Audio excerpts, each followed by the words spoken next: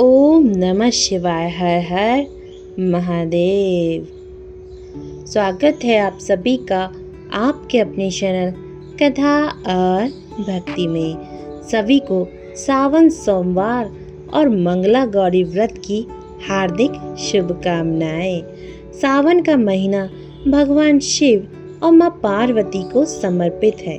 सावन के मंगलवार को मंगला गौरी की पूजा अर्चना की जाती है। मान्यताओं के अनुसार इस दिन व्रत रखने से मनोकामना जल्दी पूरी हो जाती है। अगर सुहागन महिलाएं इस व्रत को रखती हैं तो उन्हें अखंड सौभाग्य का वरदान प्राप्त होता है। सावन में मंगलवार को सुहागिन महिलाएं पूरे दिन व्रत रखकर शाम को मंगला गौरी की विधि विधान से पूजा अर्चना करती हैं और इस कथा का पाठ करती हैं। आज आप इस वीडियो में सुनेंगे मंगला गौरी व्रत कथा। प्रेम से बोलो जय माता दी। मंगला गौरी व्रत कथा। पौराणिक कथा के अनुसार एक समय की बात है। एक शहर में धर्मपाल नाम का एक व्यापारी रहता था। उसकी पत्नी काफी खूबसूरत थी और उसके पास काफी संपत्ति थी, लेकिन उनकी कोई संतान न होने के कारण वे दोनों काफी दुखी रहते थे। ईश्वर की कृपा से उनको एक पुत्र की प्राप्ति हुई, लेकिन वह अल्प आयु था। उसे यह श्राप मिला था कि वह 16 वर्ष की उम्र में सांप के काटने से उसकी मौत हो जाएगी। संयोग से उसकी शादी 16 वर्ष से पहले ही एक युवती से हुई, जिसकी माता मंगला गौरी व्रत किया करती थी। परिणाम स्वरूप उसने अपनी पुत्री के लिए एक ऐसे सुखी जीवन का आशीर्वाद प्राप्त किया था जिसके कारण वह कभी विधवा ना हो सकेगी। अतः अपनी माता के इसी व्रत के प्रताप से धर्मपाल की बहू को अखंड सौभाग्य की प्राप्ति हुई। इस वजह से धर्मपाल के पुत्र ने 100 साल की लंबी आयु प्राप्त की। तभी से ही मंगला गौरी व्रत की शुरुआत मानी गई है। इस कारण से सभी नवविवाहित महिलाएं इस पूजा को करती हैं तथा गौरी व्रत का पालन करती हैं और अपने पति की लंबी आयु, सुखी स्थायी वैवाहिक जीवन की कामना करती हैं। जो महिलाएं उपवास का पालन नहीं करती, वे भी कम से कम पूजा तो करती ही हैं। इस कथा को सुनने के बाद विवाहित महिला अपनी सास तथा ननंद को 16 लड्डू देती हैं। इसके बाद वे यही प्रसाद ब्राह्मणों को भी देती हैं। इस विधि को पूरा करने के व्रती 16 बाती वाले दिए से देवी की आराधना करती हैं। व्रत के दूसरे दिन बुधवार को देवी मंगला गौरी की प्रतिमा को नदी या पोखर में विसर्जित करती हैं। अंत में मां गौरी के सामने हाथ जोड़कर अपने समस्त अपराधों के लिए एवं पूजा में हुई भूल चूक के लिए क्षमा मांगती हैं। इस व्रत और पूजा को परिवार की खुशी के लिए लगातार 5 वर्षों तक किया जाता है। अतः शास्त्रों के अनुसार यह मंगला गौरी व्रत नियमों के अनुसार करने से प्रत्येक मनुष्य के वैवाहिक जीवन में सुख समृद्धि की बढ़ोतरी होती है और पुत्र पौत्रादि भी अपना जीवन सुखपूर्वक गुजारते हैं। मंगला गौरी पूजन विधि। श्रावण मास के मंगलवार के दिन ब्रह्म मुहूर्त में जल्दी उठें। नित्य कर्मों से निर्वृत्त होकर साफ सुथरे धुले हुए अथवा नए वस्त्र धारण करें। मां गौरी पार्वती जी का चित्र अथवा प्रतिमा लें। फिर निम्न मंत्रों के साथ व्रत रखने का संकल्प लें। मैं अपने पति, पुत्र, पौत्रों, उनकी सौभाग्य वृद्धि एवं मंगला गौरी की कृपा प्राप्ति के लिए इस व्रत को करने का संकल्प लेती हूँ। तत्पश्चात मंगला गौरी के चित्र या प्रतिमा को एक चौकी पर सफेद फिर लाल वस्त्र बिछाकर स्थापित करें। प्रतिमा के सामने एक घी का दीपक, आटे से बनाया हुआ दीपक ऐसा हो जिसमें 16 बत्तियां जलाई जा सकें। यह मंत्र बोलते हुए मां गौरी का मंत्र बोलते हुए षोडोपचार पूजन करें। माता के पूजन के पश्चात सभी वस्तुएं 16 की संख्या में होनी चाहिए। 16 मालाएं, लौंग, सुपारी, इलायची, फल, पान, लड्डू, सुहाग की सामग्री, 16 चूड़ियाँ या मिठाई अर्पण करें। इसके अलावा 5 प्रकार के सूखे मेवे, 7 प्रकार के अनाज जिसमें गेहूँ, उड़द, मूंग, चना, जौ, चावल और मसूर आदि चढ़ाएं। पूजन के बाद मंगला गौरी की कथा सुनी जाती है। इस व्रत में एक समय ही अन्न ग्रहण करके पूरे दिन माँ पार्वती की आराधना की जाती है।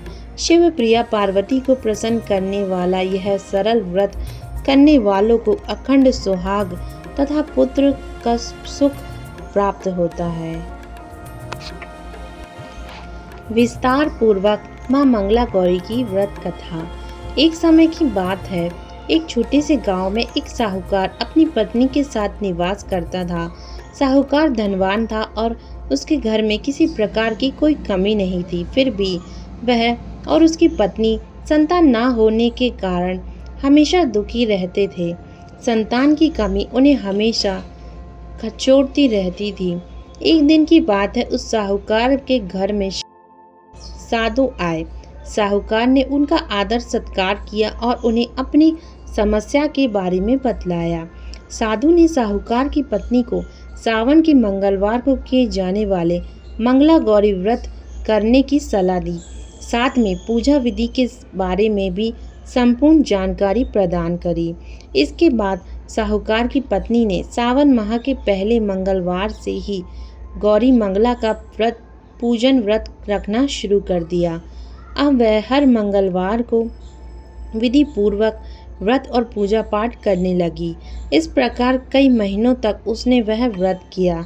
एक दिन उसकी धर्म निष्ठा से प्रसन्न होकर माता पार्वती ने भगवान शिव से साहूकार और उसकी पत्नी को संतान प्राप्ति का वरदान देने के लिए कहा।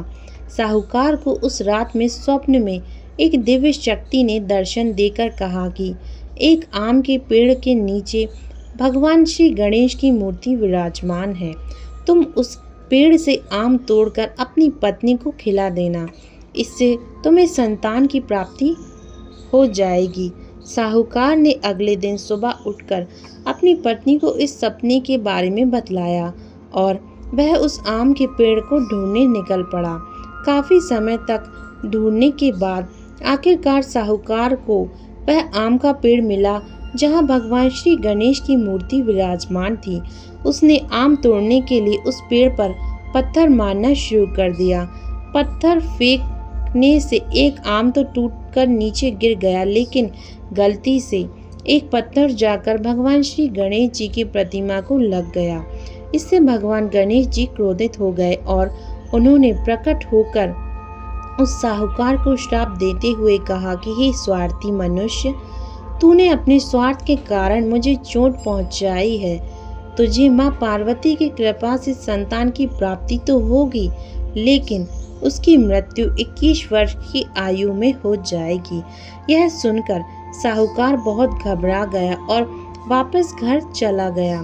उसने वह फल अपनी पत्नी को खिला दिया और किसी को भी इस घटना के बारे में नहीं बतलाया।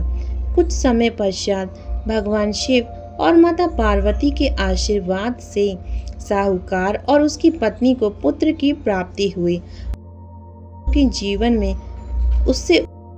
दोनों के जीवन में खुशी का ठिकाना न रहा, लेकिन साथ ही साहूकार इस बात से भी चिंतित था कि उसका पुत्र अल्प आयु होगा।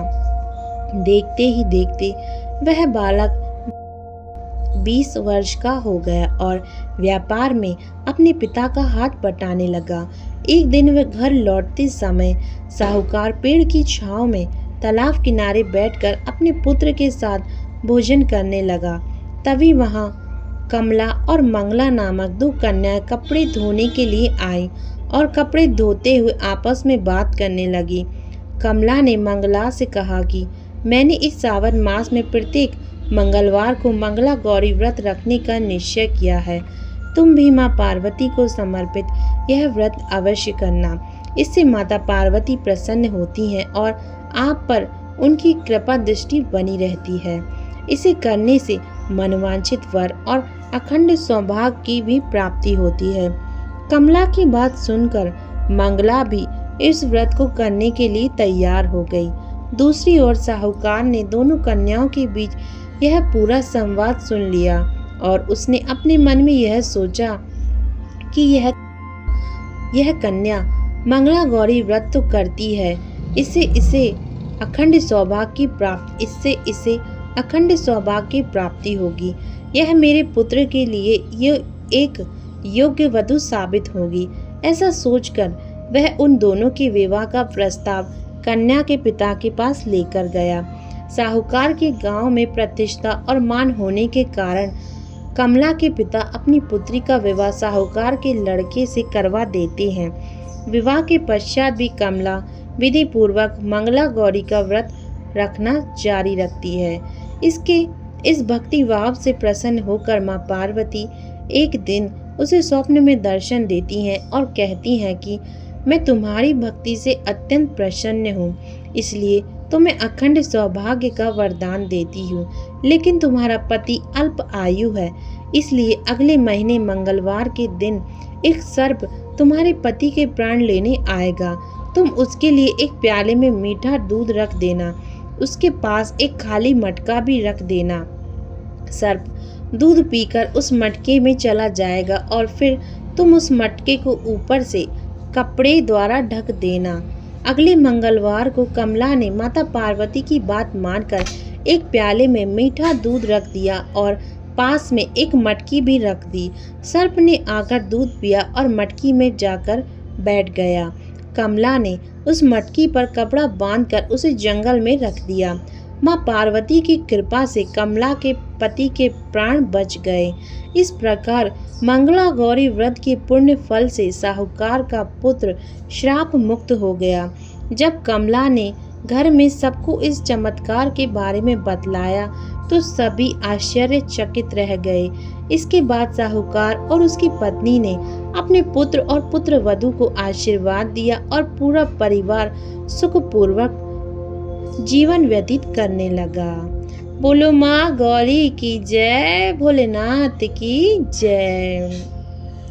धन्यवाद आप सभी का कथा सुनने के लिए। ये थी मंगला गौरी की व्रत कथा। माँ आप सभी को अखंड सौभाग्य का वरदान दे, आपके जीवन में आ रही सभी कष्टों को, बाधाओं को आपसे दूर करे और आपके जीवन को सुख समृद्धि और प्यार आशीर्वाद से भर दे। श्री गणेशाय नमः। ओम नमः शिवाय। जय माता दी।